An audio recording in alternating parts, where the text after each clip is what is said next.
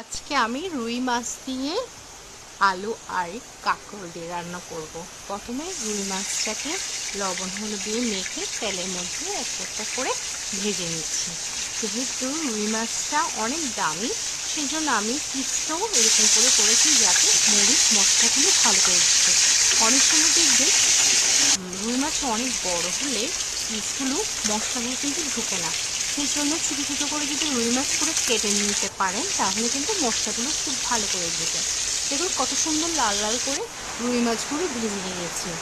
এরপরে আমি পেঁয়াজ রসুন কুচি করে আলু আর কাঁকরোলগুলো কেটে নেব। আলু আর কাঁকরোলগুলো পেঁয়াজ আর রসুনের মধ্যে দিয়ে দেব। এরপর দেখুন আমি সুন্দর করে কষা